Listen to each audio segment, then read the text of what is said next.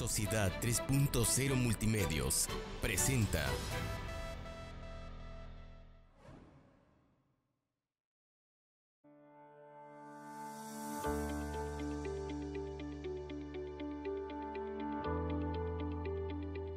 Amigos, muy buenas noches. En este martes 30 de noviembre del 2021, el último día del 11º mes de este año que ha sido tan complicado para todos por las cuestiones de la pandemia, por las cuestiones de la economía, que es reflejo de lo que ocurrió.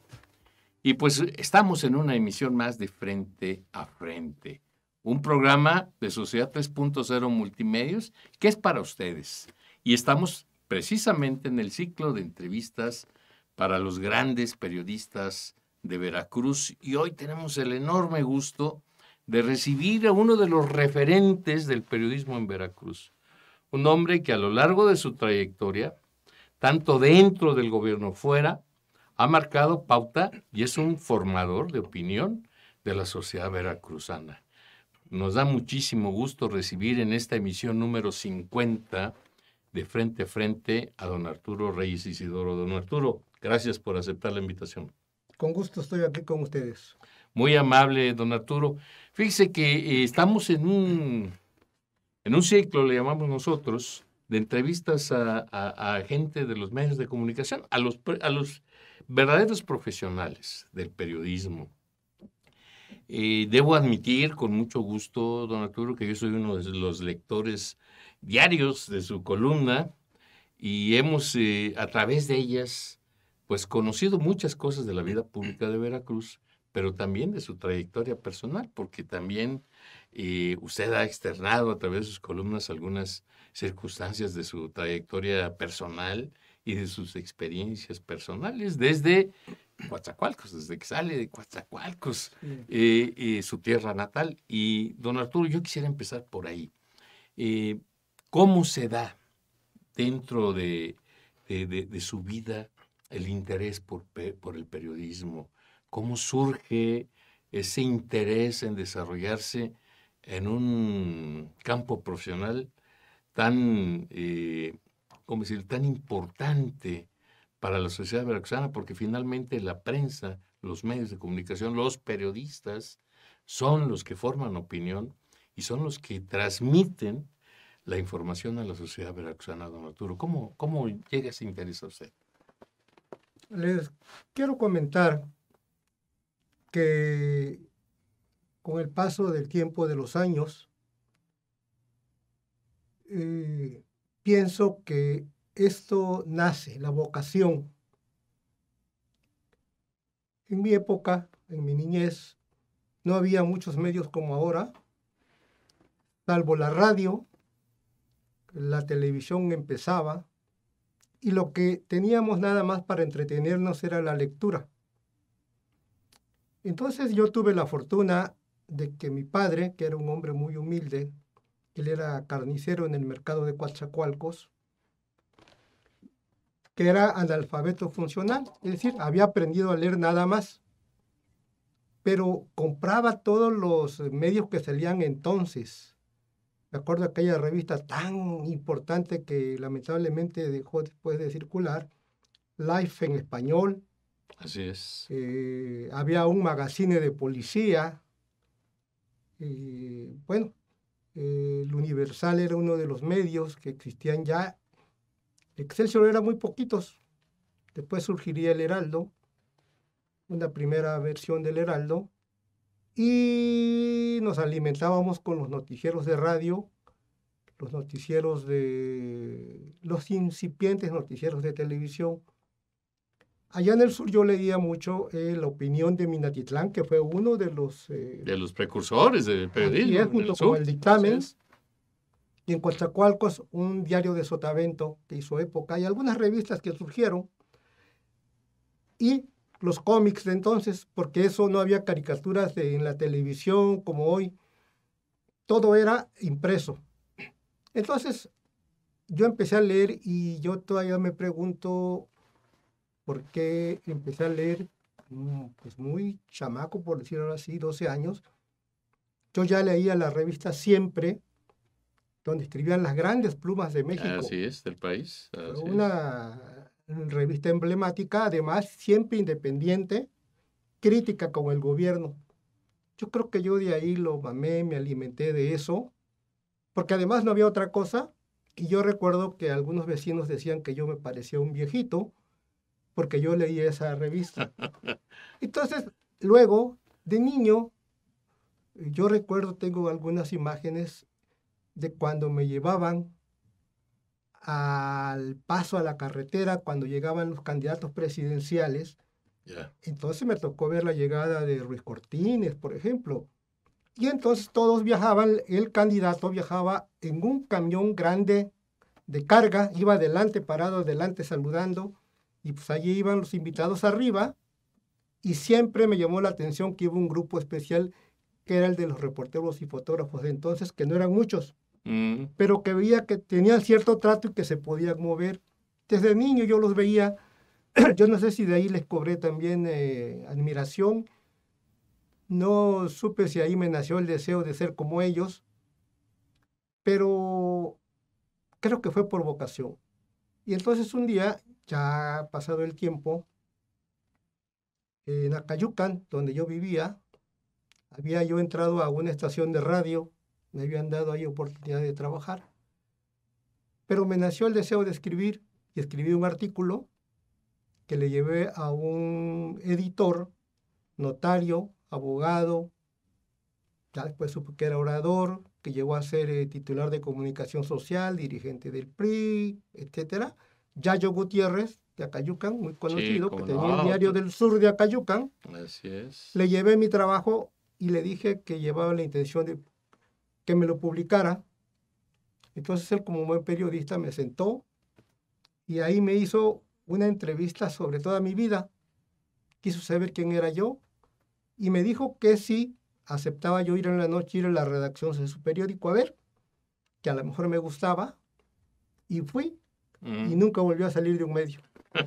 Desde Así, entonces, desde entonces, hace 52 años ya casi, uf, toda una vida en el toda una medio de vida, comunicación, ¿no? toda una vida.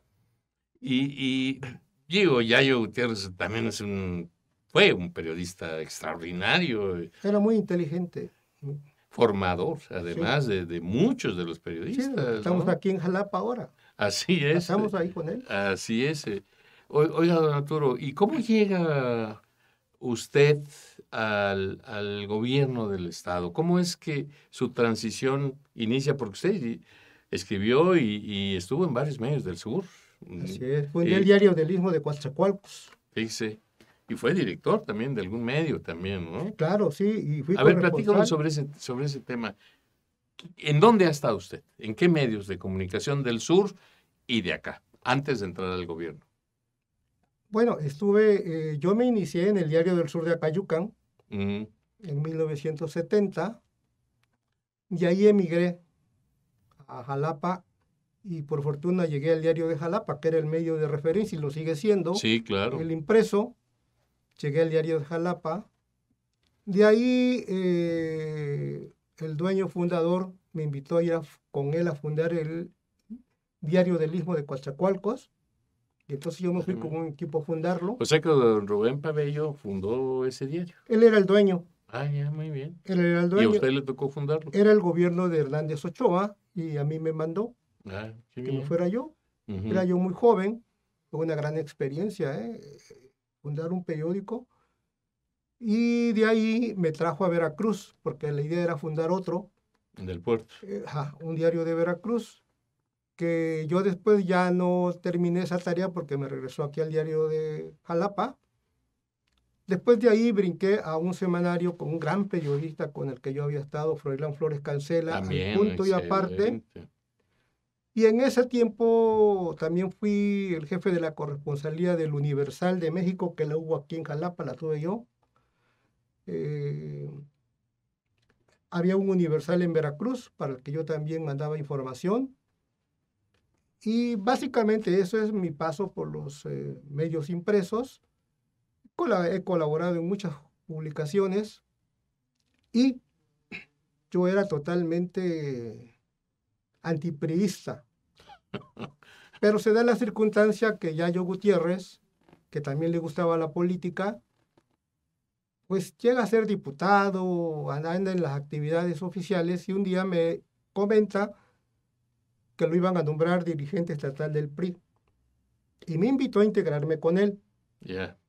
Y yo le dije que de prista ni de relajo, Nada. nada absolutamente, de que no quería saber nada del PRI, pero era muy astuto. Y me dijo, dice, mira, vamos a hacer esto. En tanto yo encuentro a quién pongo, ayúdame a recibir la oficina porque no tengo quién.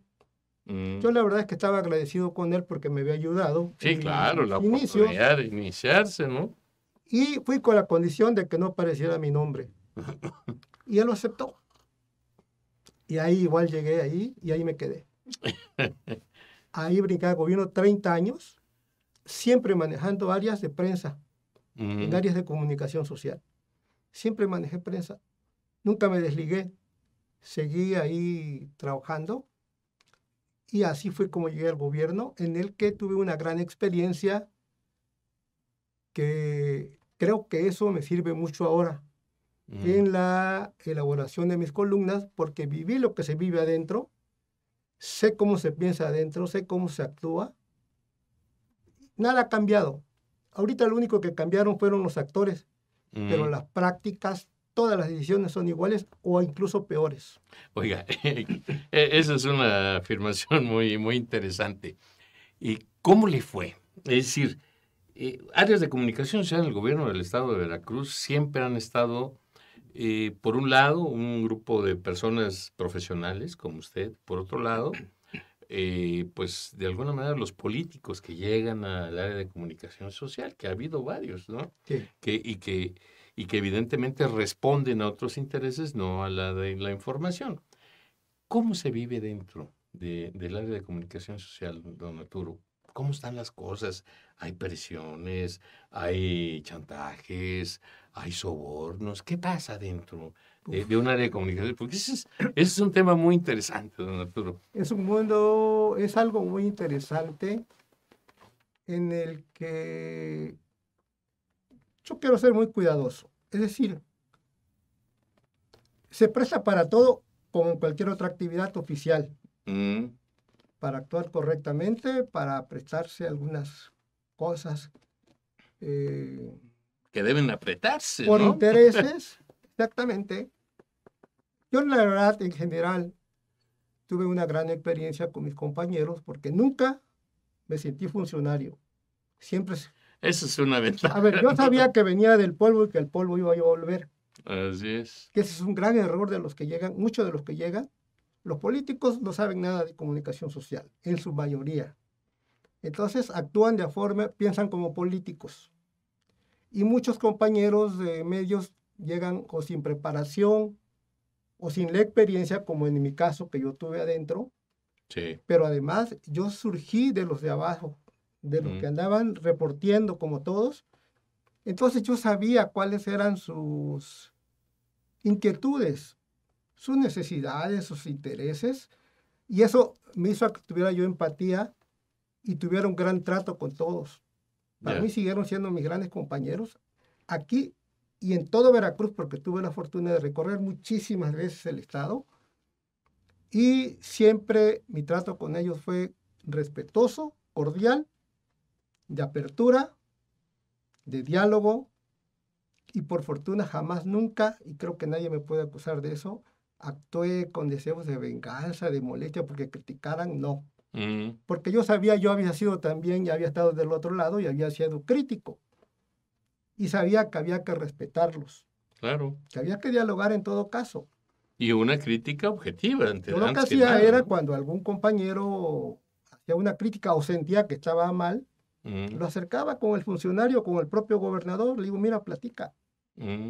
Entonces, se presta para todo. A ver, yo recuerdo a un gran maestro de periodismo emblemático, el maestro Alfonso Valencia Ríos, que acabo de comer con su nieto, por cierto, y él decía, él decía que los medios vendían espacios, pero no vendían sus criterios. todavía no se pervertía esto, porque se pervirtió lamentablemente. Sí, infelizmente. A cambio de dinero, se acabó la Sobre todo en la independencia. época de Fidel Herrera para acá, ¿no? Porque Ahí ahí sí empezó estuvo una etapa, durísimo. sí, lamentable, que es muy de lamentarse porque esto degeneró. Pero entonces, por ejemplo, a mí me tocó la época esa dorada, bonita, en la que las 8 columnas jamás se vendían. Jamás. Y los políticos, los gobernantes querían comprarla al precio que fuera. El dictamen, que era el emblemático, eso decía el maestro Valencia, que además fue director de la Escuela de Periodismo de Así la es. UB y que formó muchos muchachos, compañeros míos, y eso era el criterio. Vendemos espacios, pero no vendemos No la editorial, ¿no? para nada.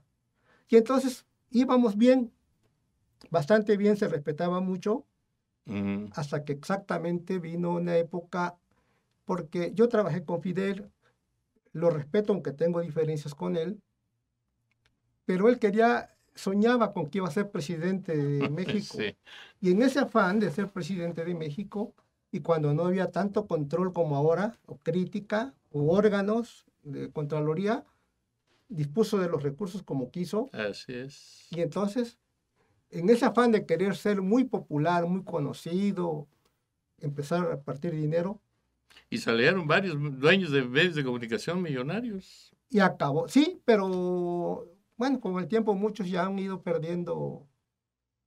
Yo que estuve adentro lo tengo que platicar, lo puedo platicar, porque yo me acuerdo que era exageradísimo lo que se pagaba a los medios. Ujú. Era exageradísimo. Y qué bueno, le fue bien a muchos compañeros. Que yo sepa, compraron departamentos, casas, carros de lujo, se fueron de viaje. Qué bueno. Les Lo, dieron disfrut- hasta obra pública, don Arturo. bueno, Algunos. lo disfrutaron mucho. Pero se Estaban acabó. muy bien, pero todos pensamos que esto nunca se iba a acabar. A ver, tengo que decir algo y conste que yo soy uno de los terribles críticos de Javier Duarte.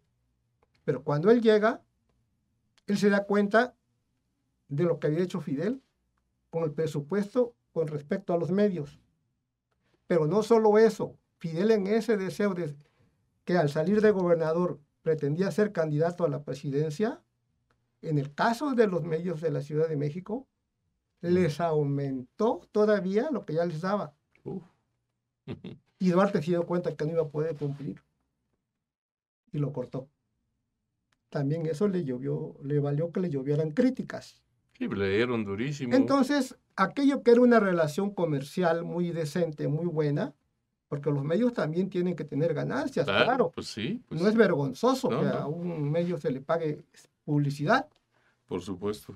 Hay quien lo ve, hacen escándalos y ven que a alguien le están dando publicidad. No, si presta un servicio, ¿por qué no? Claro, claro. Entonces, pero se pervirtió a partir de entonces. Era desmedido Mm, y nadie pensó que esto se iba a acabar. Y se acabó. Y de ahí se pasó al extremo mm. de que ahora actualmente sé que la mayoría, muchos medios están sufriendo por la escasez de recursos porque no hay publicidad.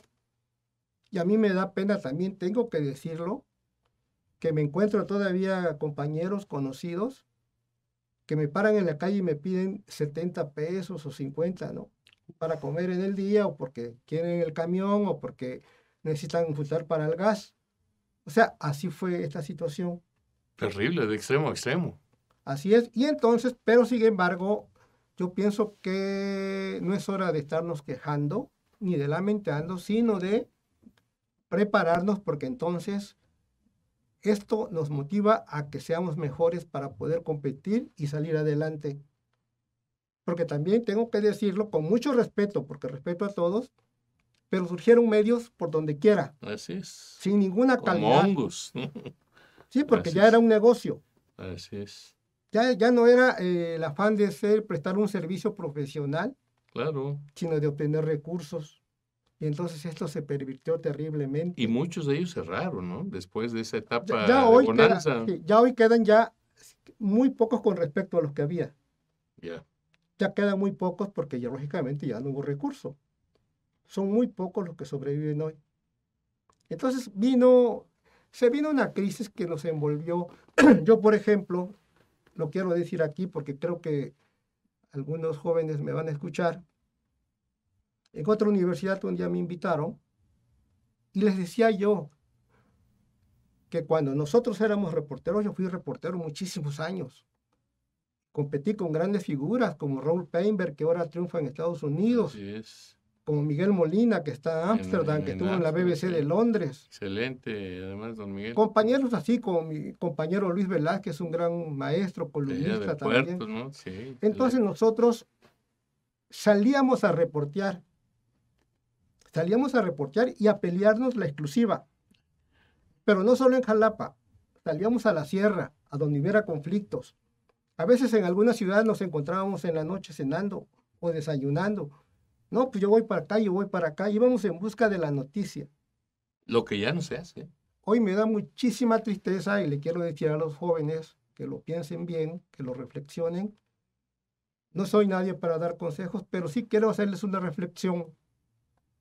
Me da mucha tristeza y me da pena y espero que no se sientan muchos compañeros jóvenes que van a pasar 4 años en la universidad, más uno de ejercicio, Sí, creo, servicio social, sí. sí, y si es posible otro de titulación, para que terminen todos con una grabadorcita, en una mesita, en un café, entrevistando al primero que llega. Como ocurre hoy. Y ese es el periodismo de hoy y me da muchísima tristeza, porque la noticia está cruzando la esquina. Claro, hay que buscarla. Siendo claro. la primera colonia, están las necesidades, los testimonios. Así es. Ahí se puede hablar con la gente lo que pasa, lo que sufre. El periodismo de investigación, don Arturo, el reportaje, Claro. se han dejado de lado. Los géneros casi se perdieron. Así es. Casi se perdieron. Así Entonces, eso lo tengo que decir porque todo se vino una crisis, todo se facilitó. con este cambio tecnológico, ¿no? Que ocurrió durante los Además, últimos años. Que ya cualquier opinador que sube un comentario ahí al Facebook se siente periodista, don Arturo. bueno, a mí, fui integrante de la comisión esta de atención y protección a los periodistas y teníamos sesiones y era un conflicto porque decían, bueno, ¿a quién protegemos y a quién no? Y decían, no, pues es que la UNO hoy, al cualquiera que escriba ya lo protege. No Y puede entonces ser. decían, oye, pero ese no es periodista, no. Me encontré, ahí no puedo decir cosas porque me encontré con compañeros de algún lugar que, por ejemplo, un día se le murió la esposa y decían, no, pues hay que apoyar a la esposa, pero no, después surgió otra y que había que apoyar a los dos y que si no se atentaba contra los intereses de aquel... Espérenme, ¿qué pasa? Entonces, exactamente, no está definido y los respeto. Todos tenemos derecho a manifestarnos, a expresarnos, pero yo sí hago una diferencia Claro, entre el verdadero periodista y quien lo hace por afición. así es. Es una cosa muy diferente.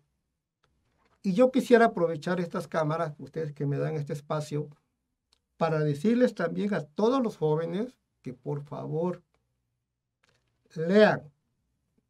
A ver, no hay mejor forma de aprender a redactar y a escribir que leyendo. Claro. Es la única forma. Yo recuerdo a un gran periodista de origen español, Enrique Louvet Jr., fue un gran reportero de Excelsior en la época de Scherer, que alguna vez vino a dar una conferencia aquí muy cerquita en un auditorio, y un joven de entonces le preguntó eso, que cómo podía llegar a ser un gran periodista, y él le dijo, mira, empieza por esto, Lee. lee, y escribe y lee. Hoy quiero decirles, y disculpen la inmodestia, soy editor de libros de la universidad también, me considero un gran lector, Lo es. y creo que mucho de lo que escribo, de lo que he aprendido, lo debo a mi lectura. Ahí reflejo mucho lo que aprendí con la lectura.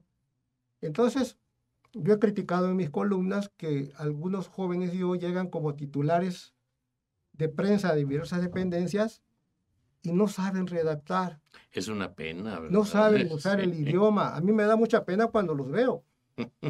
En mi época nos rompían eso y la tiraban a la basura Así los es. jefes. Así es. Y hoy Así ya es. no, hoy andan todos ostentándose como jefes. Me da mucha pena, tienen derecho a sentirse lo que quieran los jóvenes. pero prepárense. Es muy fácil, esa es otra cosa.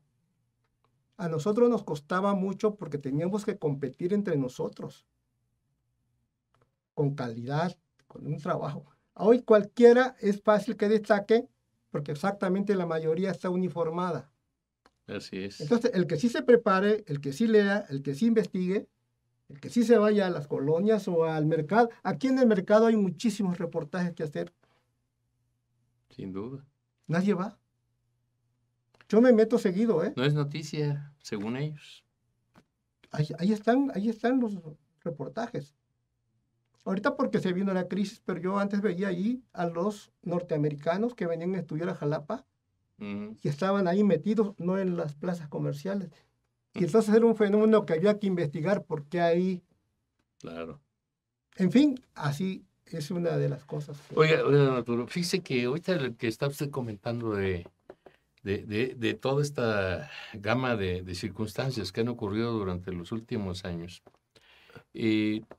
Aquí, si algo hemos aprendido en estos 7, 8 años que tiene este medio de comunicación, es que la principal virtud de un medio de comunicación debe ser la credibilidad. Claro. La credibilidad es aparte de la oportunidad y la objetividad, por supuesto, ¿no? ¿Cómo se construye la credibilidad? Porque sin duda, decía José Martí, es la más difícil de conseguir y la más fácil de perder.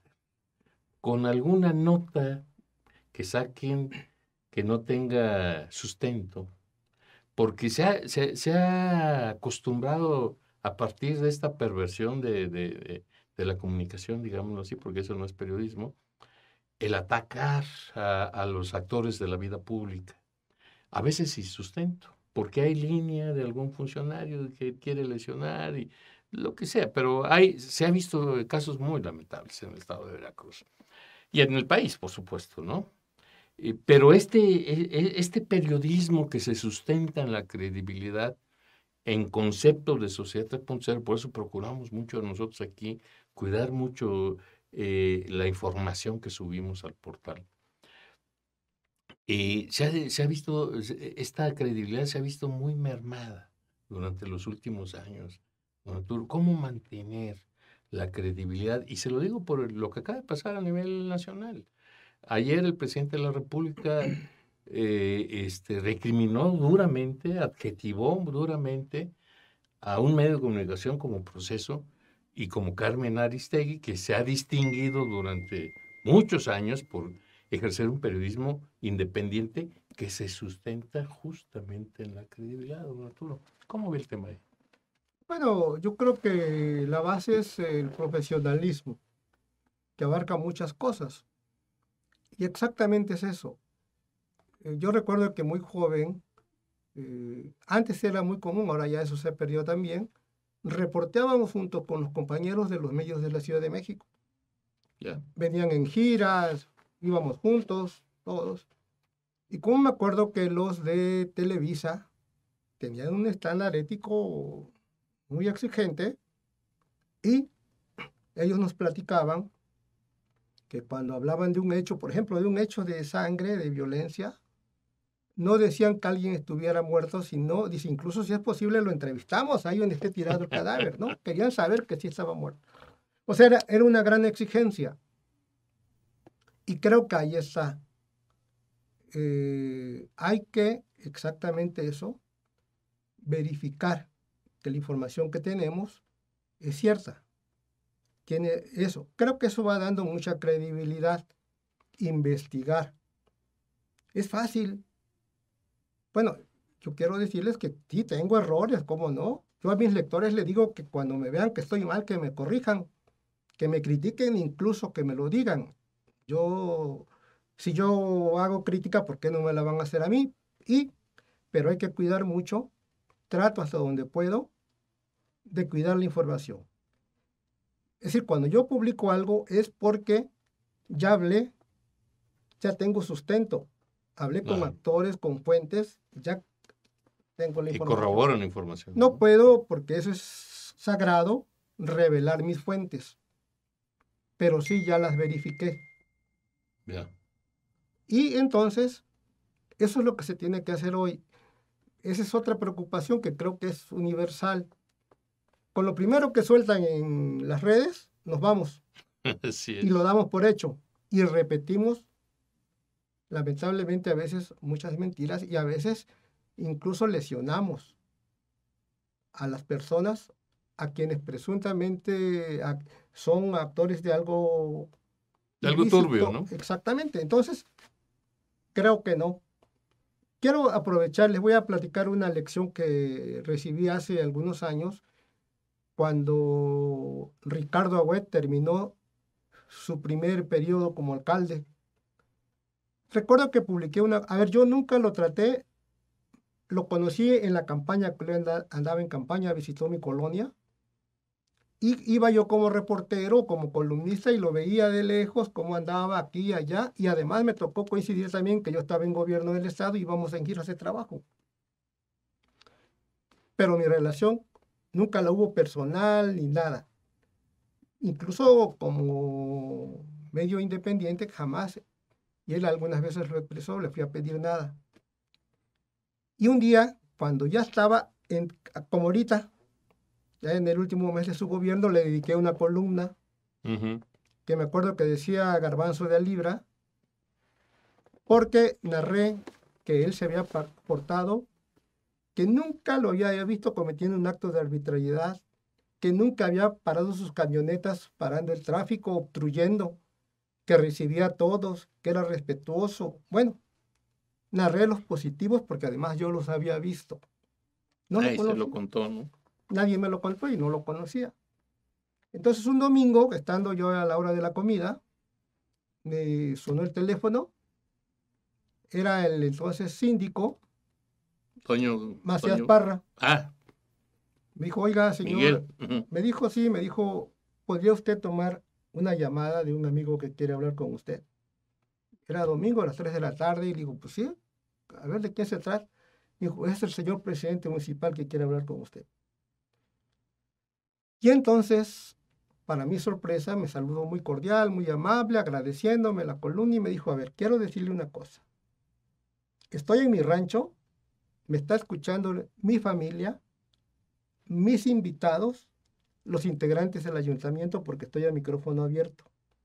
Y por favor, quiero que me regale unos minutos, me tenga paciencia y me escuche, porque ahorita aquí voy a leer su columna. Y entonces Qué la interesante. leyó y yo escuchando, yo Ujú. muy... A ver, ¿qué me dejó a mí eso de lección? Cuando colgué, ya nos despedimos muy cordiales, me dije la enorme responsabilidad que uno tiene cuando uno maneja medio, escribe, publica o conduce radio o televisión, que lo más fácil es publicar cualquier cosa y no piensa uno en las consecuencias de las Así familias es, así es. de los actores. Siempre he tenido, pero más desde entonces me marqué una línea ética, por ejemplo, de no insultar a nadie, aunque sea muy popular, nombro por su apodo Y aunque se lo merezca, ¿verdad, y Arturo? aunque se lo Porque muchos merezca, se lo merecen, ¿no? siempre le pongo el nombre, pero no el apodo, porque es una línea. Y procuro criticar la función, el trabajo que hace bien o mal alguien, pero no meterme en su vida privada, porque uno causa mucho daño. Es decir, me quedé imaginando si yo hubiera dicho barbaridad y media de Agüed, en Así lugar de haber es. escrito eso, su familia, sus hijos, creo que los hubiera yo lastimado o ponerlo en riesgo de que cuando fueran en la calle o a la escuela le dijeran a sus hijos o a sus hijas, mira, tu papá es esto, aquello. A lo mejor no era cierto o no, sin ser cierto. Claro. Entonces sí es una gran responsabilidad y uno debe ser muy cuidadoso exactamente para ganar la credibilidad. Es muy bonito cuando creen en uno y además le exige a uno mismo no caer en ese tipo de cosas, que a veces está uno nervioso pensando, híjole, a lo mejor lo hice mal o no lo hice mal.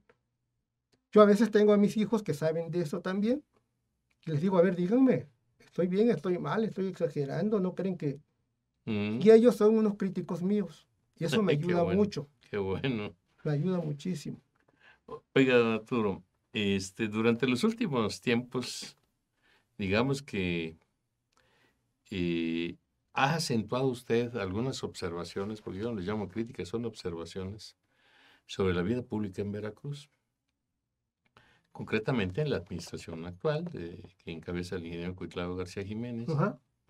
y sobre el alcalde de Jalapa, a pesar de que usted tiene sus orígenes en Puerto México, pues vive de hace muchos años aquí. Es más jalapeño que muchos de los que Total, sí, nacieron sí, aquí, sí, ¿no? jalapeño. Al igual que yo.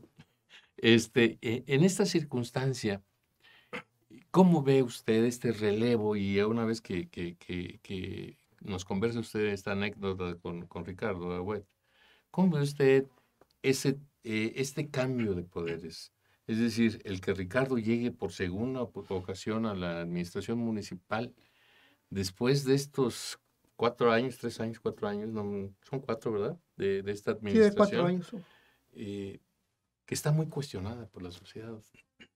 Don Arturo, ¿cómo ve al actual alcalde y cómo ve la llegada de Ricardo Agüet? A ver, rápidamente quisiera ahorita decir que yo soy de los que lamenta, en el caso del gobierno del estado, pues que el gobernador no tenga más apoyos de las personas que están con él. Y yo pienso que es un buen hombre, bien intencionado, y que la falta de experiencia que mostraron desde un principio han ido aprendiendo, pero creo que le han faltado colaboradores que lo ayuden más. Lamento mucho las cosas como se van dando. Yo voté por él, quiero decirlo, como voté por López Obrador. Y lamento mucho que algunas cosas no se den como esperábamos. Esperemos que en estos 3 años que restan cambien las cosas para mejor. Ojalá.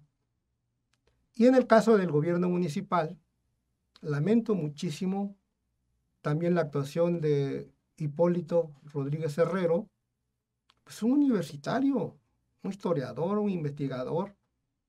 Lo conocí cuando acababa de ganar la elección en un desayuno al que fui convocado, muy chiquito, y lo escuché hablar.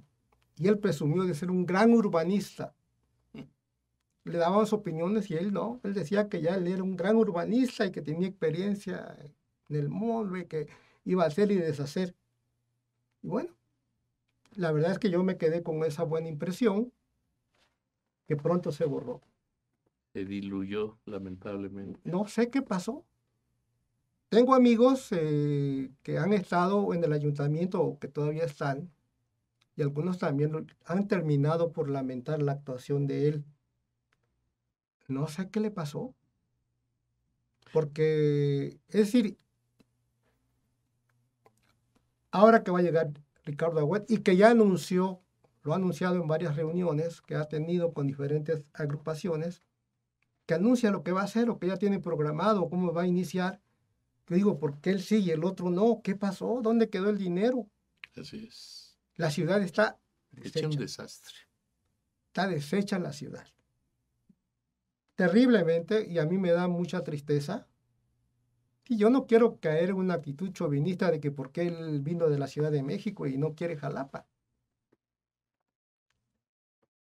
Nunca quiso tener cercanía con nadie.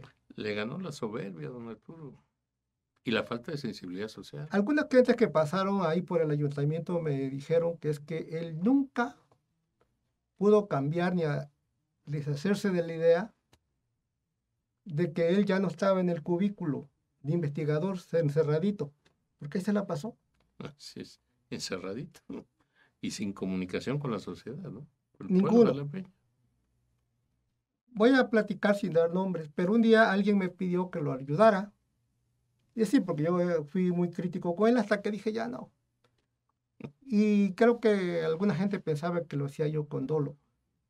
Pero es que era terrible o es terrible la forma en que él falló.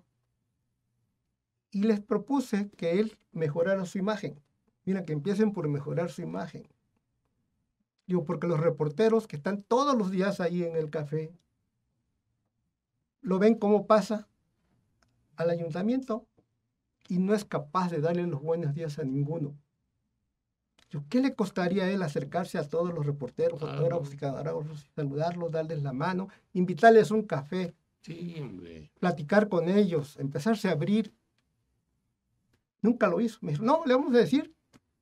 Dije, no les va a hacer caso. Y no les hizo caso. Y ahí sigue encerrado.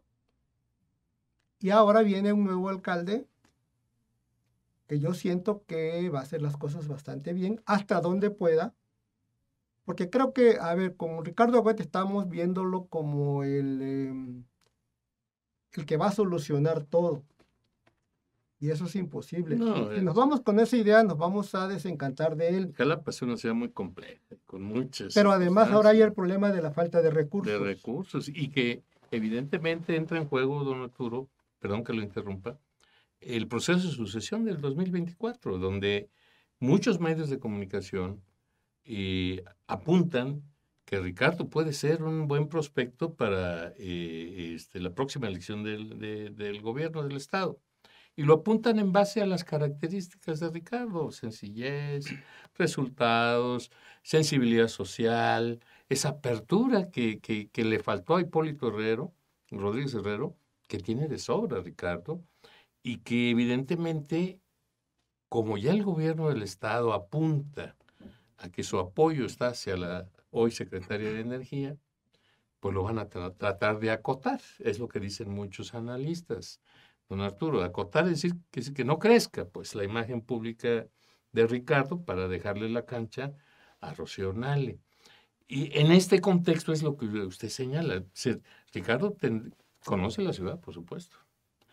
Tiene sensibilidad. Pero como usted bien apunta, don Arturo, el tema aquí son los recursos. Y los recursos acaban de mandar el proyecto de presupuesto al Congreso Estatal. No supera los 1.500, 1.600 millones de pesos, cuando el mismo Ricardo ha dicho que para iniciar necesita como 700 millones solamente en obra pública. Está complicado, ¿no? Complicadísimo, no hay recursos. Ojalá se los den, pero por los jalapeños, ¿no? No se los van a dar. Es decir, ya no se van a salir del esquema que tienen, hasta donde yo sé, porque platico también con gente del gobierno del Estado, y ellos con el esquema que tienen se van a ir. No pueden estirar más, no tienen ya más recursos. Ahí es interpretación personal mía. Yo siento que el gobierno federal necesita muchos recursos para sus proyectos, emblemas del presidente, y ya no va a sacrificar más, o nos va a sacrificar más a nosotros, quitándonoslos para poderlos dirigir allá. Entonces ya lo que está establecido, ahí se van a ir. Y nosotros esperamos mucho de Ricardo Agüet.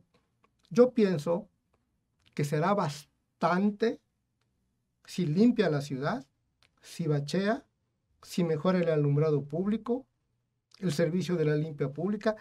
Creo que será bastante con que nos devuelve esa ciudad.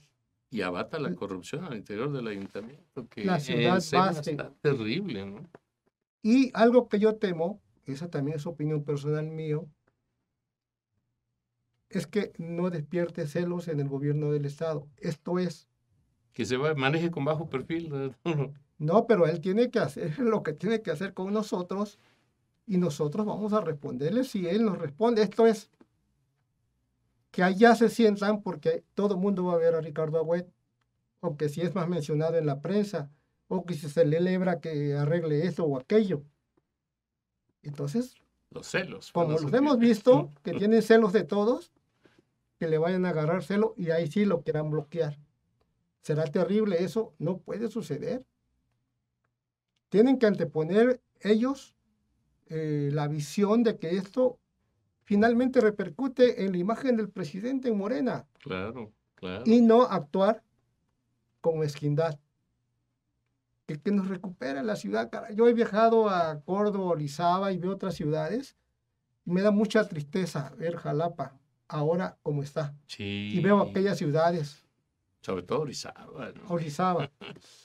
Sí, es increíble. Entonces, ¿cómo es posible que siendo la capital del estado tengamos una ciudad bastante maltratada, descuidada?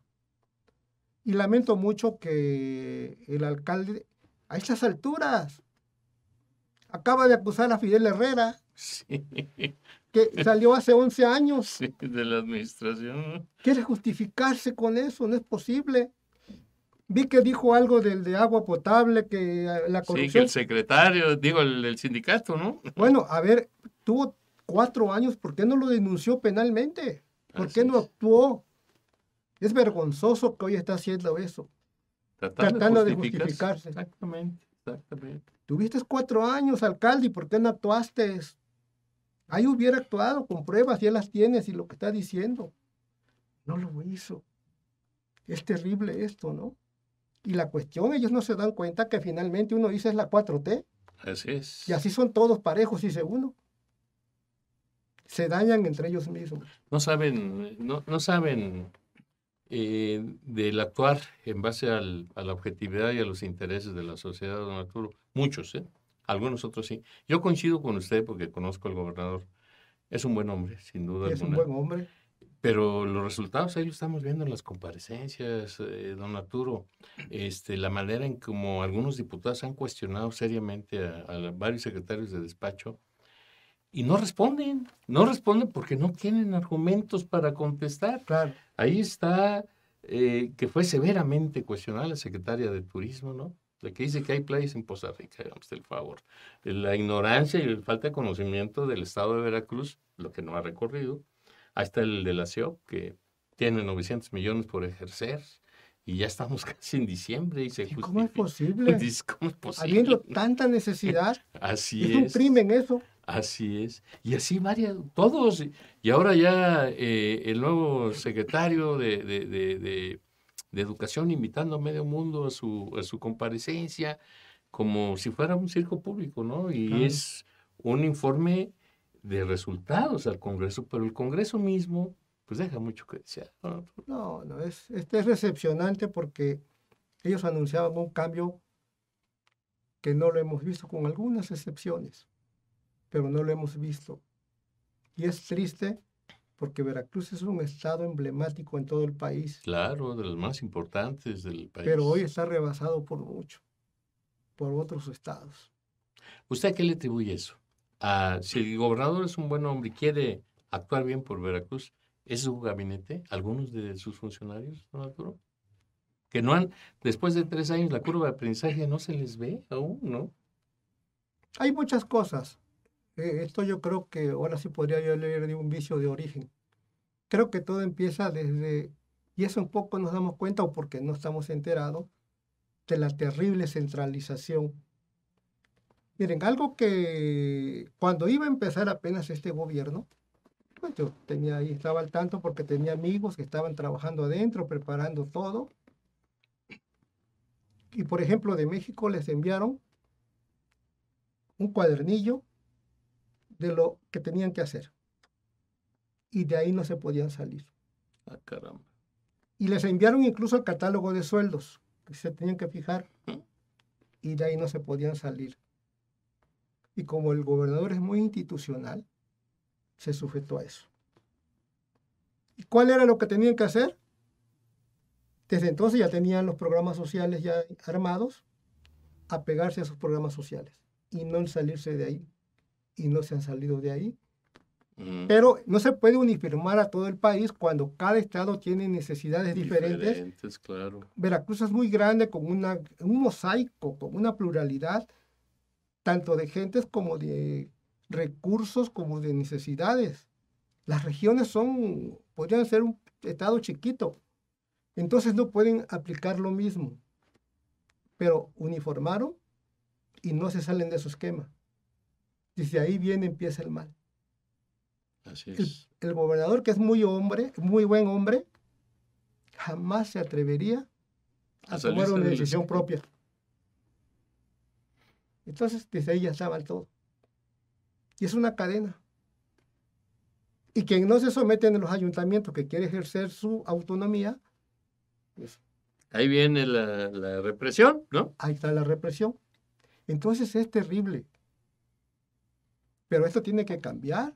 No podemos seguir así, definitivamente. No podemos seguir así. Tenemos un estado riquísimo, con muchísimos recursos.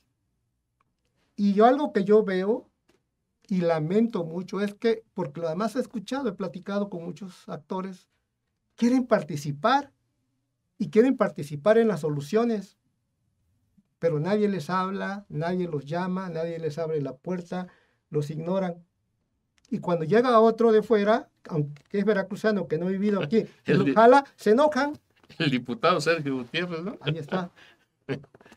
¿Cómo ve usted ese esquema? Ese movimiento, pues está totalmente fuera de la ortodoxia política que un diputado, presidente del Congreso Federal, que no está formado políticamente aquí en Veracruz, sino que pertenece a un grupo político del Estado de México, se haya aventado, porque esa es la verdad, a recorrer el Estado, a reunirse con actores públicos, políticos, empresariales, sociales, sin línea, como dicen.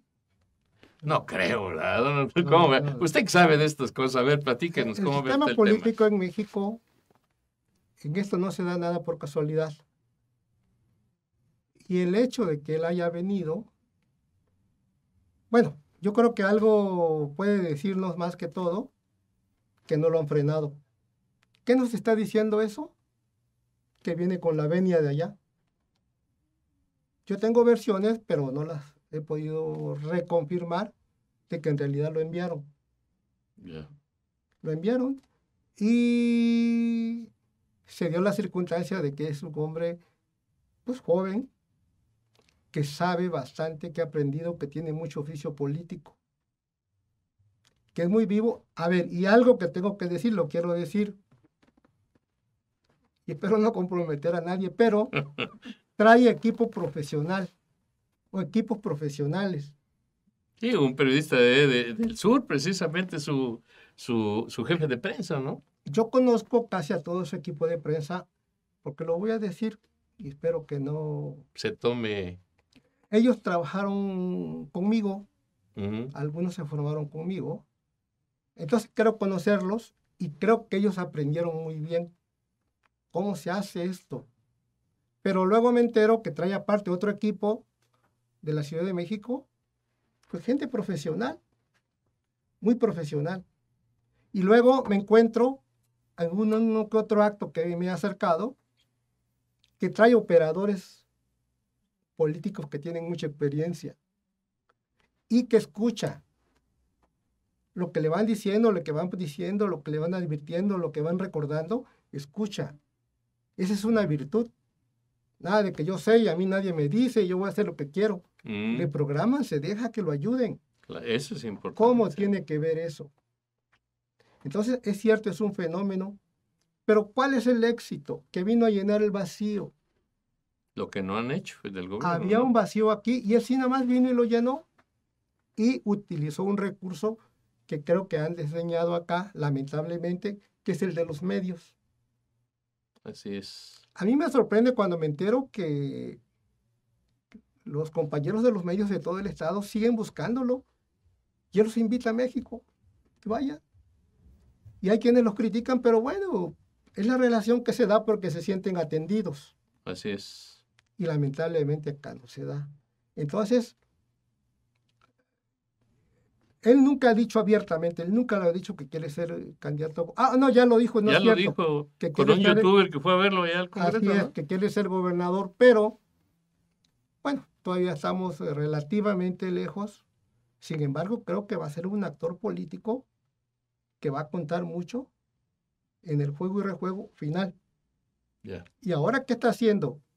A ver, yo estoy enterado de que donde quieren todos los municipios y los distritos, ya tiene cuadros base que están trabajando para él. ¿Está formando su estructura? No, es grande.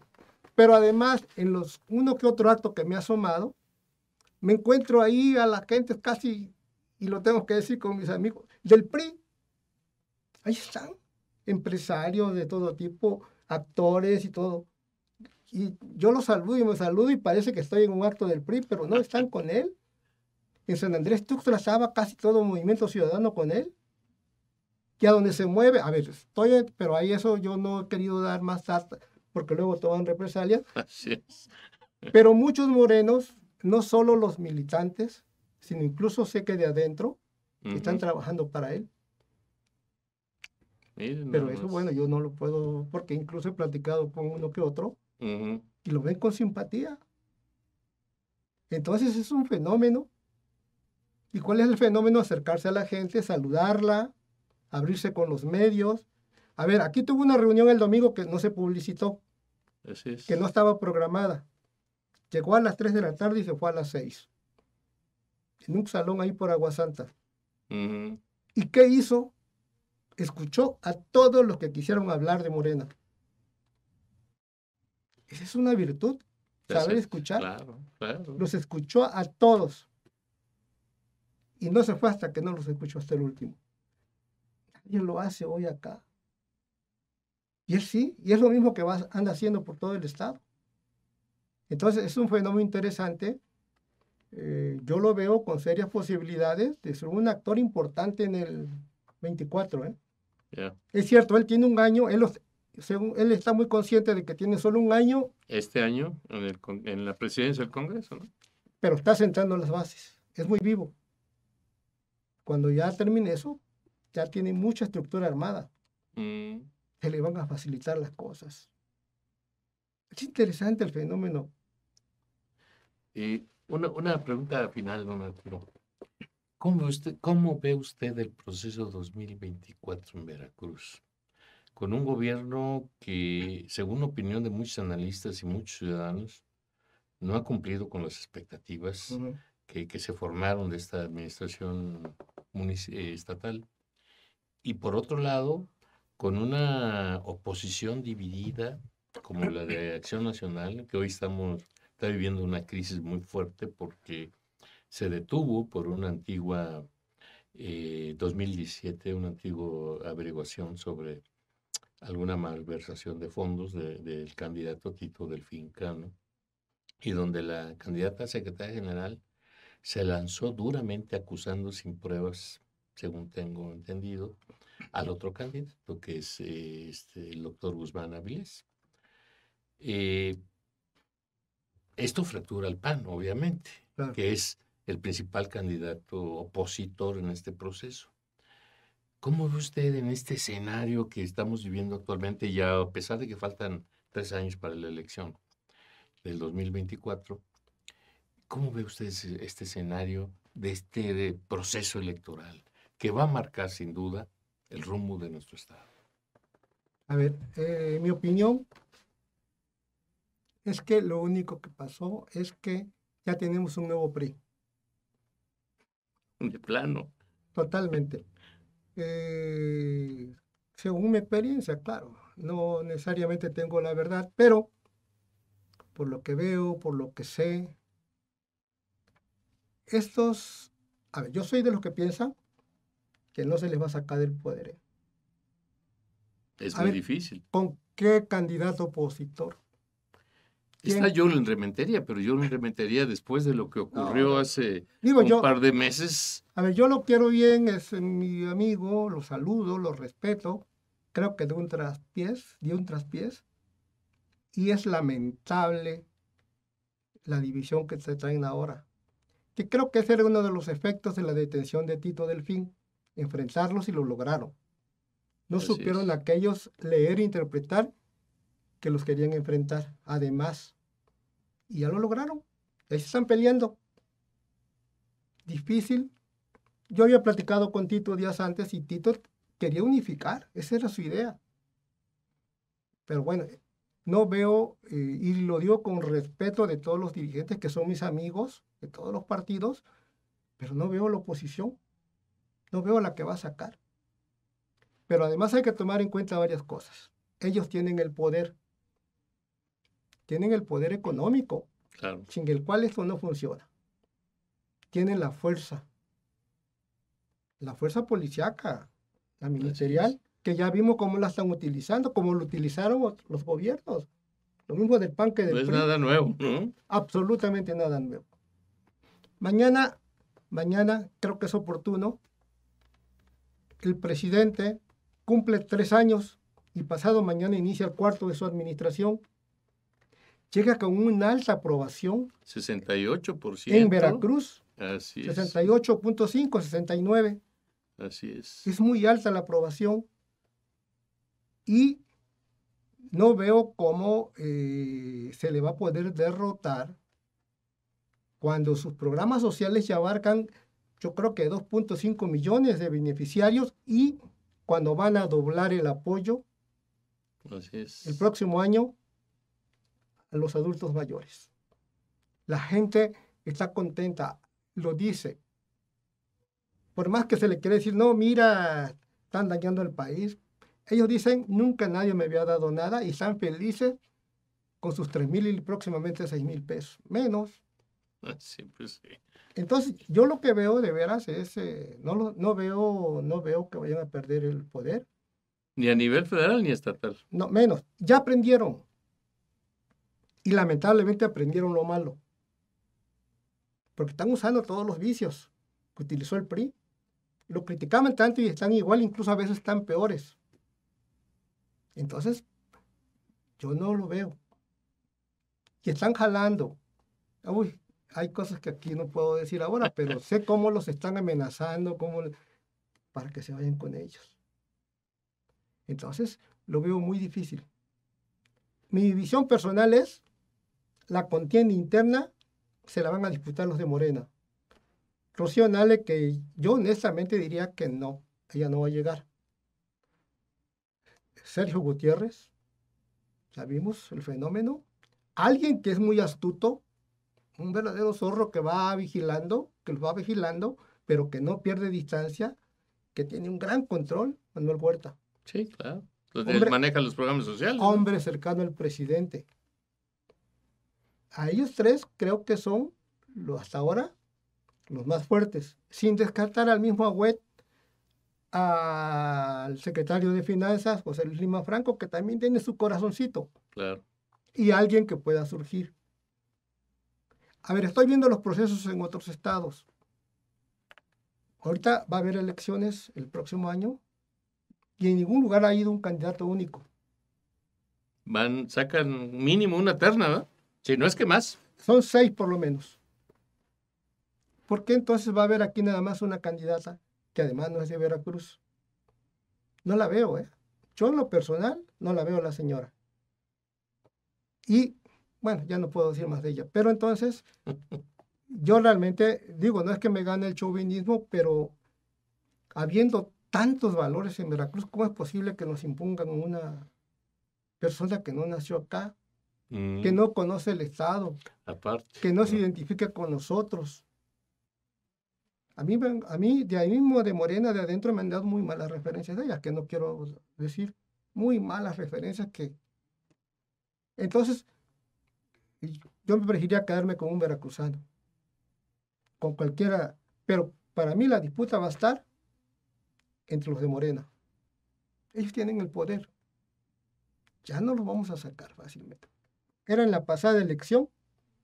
Así es. Cuando se pudo haber aprovechado. Las del año pasado. Ya las no. de este año, perdón, de junio. Ya no, están adentro ellos. Y arrasaron. Por el manejo de las circunstancias políticas, como usted señala, ¿no? No, hubo muchas anomalías, de muchos vicios. Presiones, de todo. ¿no? Y, perdón, nada más. Y, pues, a mí eso no me extraña. Los mismos de la oposición les hacen el juego. Los que no se han pasado abiertamente con ellos, negocian con ellos. Es terrible eso, ¿no? ¿Para qué hacerlo? Son oposición de apariencia nada más. Así es. Perdón. No, Arturo. Muy interesante, sin duda, conversar con usted. Y yo quisiera pedirle, don Arturo, si usted así lo tiene a bien, un mensaje para nuestro auditorio. Usted es un referente del periodismo estatal. Un mensaje final a nuestro auditorio sobre lo que pasa en el periodismo y lo que debemos vivir en Veracruz, si usted es tan amable. Bueno, en primera quiero felicitarlos por esta 50 emisión. Esto requiere pues constancia, disciplina, perseverancia, mantener. Y es importante esto es base, ¿no? Para lograr presencia. Los felicito a todos, al equipo que Muchas tienen. gracias. Jóvenes sobre todo, me da muchísimo gusto que se estén aquí Formando de eso se la trata. línea de batalla, ¿no? Yo creo mucho en los jóvenes, ¿eh? Sí, Totalmente sí. creo en los jóvenes. Apuesto por ustedes, jóvenes. Ustedes apuesto por ustedes. Totalmente, definitivamente. Entonces, por ese lado, los felicito mucho. Muy amable. Les deseo que continúen los éxitos. Y pues lo que tenemos que hacer es eso, nosotros tender a un periodismo profesional, ganar credibilidad, luchar por la libertad de expresión y porque se sostengan, nos sostengamos quienes ejercemos un periodismo crítico. Independiente. Es necesario. Los Sí. medios son los que están ahora cumpliendo el papel que debieron de cumplir los diputados, de ser el contrapeso al poder. Allá en el poder legislativo debiera de estar, pero ya vimos cómo no pasa absolutamente nada, hay mucha complacencia, por no decir otra palabra. Y entonces los únicos que quedan son los medios críticos, que Así tienen es. que seguir jugando un papel importante, a veces con riesgos, es cierto, porque este es Sin un duda. oficio de riesgo. Toda la vida lo ha sido, no solo ahora, pero hay que seguir adelante. Con este mensaje, yo alguna vez me planteé si debiera de seguir o no, porque me expongo mucho. Sí, sin duda. Y dije, no, pues no logro nada, esto sigue igualito. Pero entonces yo lo que dije, por lo menos, que me quede la satisfacción de que estoy cumpliendo en mi tiempo, con mi tiempo. De que estoy haciendo lo que debo de hacer, eso creo. Y eso creo que es lo que tenemos que hacer todos. Pero algo se va logrando. Algo se va logrando. Y entonces debemos de perseverar en eso. En ese periodismo profesional, crítico, independiente. Sin dejar, por supuesto, de tener un trato respetuoso con el poder. Que no es malo, que incluso creo que es necesario, pero siempre marcando límites. Y entonces a todo el auditorio, a los jóvenes, me da mucho gusto saludarlos. Esto es apasionante, a mí me gusta mucho. Bueno, creo que traía yo esta vocación. En mi familia muchos resulta que se dedican a esto. Y creo que por eso es vocación. Pero saben que sigan adelante, jóvenes. No se desanimen. No tengan miedo. Este es un oficio de riesgos. Miren a los corresponsales de guerra. Pero tenemos que seguir adelante. La sociedad confía en nosotros. Este es un servicio público como el del gobierno, el de nosotros. Servir a la sociedad. Hagámoslo. Muchas gracias. No, muchas gracias, don Arturo. De verdad aprecio mucho la gentileza de sus consideraciones y de su tiempo para estar aquí con nosotros y esta conversación tan amena que hemos tenido, que esperemos que no sea la última.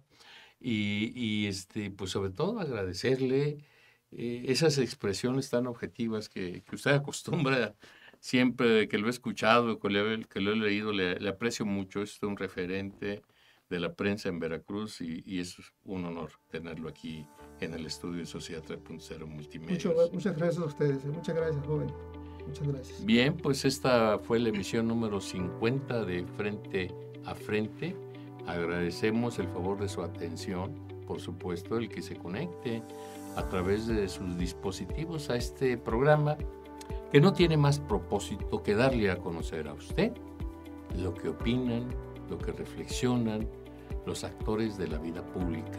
Ahora, en este ciclo de entrevistas a periodistas destacados del estado de Veracruz. Muy buenas noches, soy Carlos Luna Escudero y como siempre, un gusto y un honor estar con todos ustedes. Buenas noches.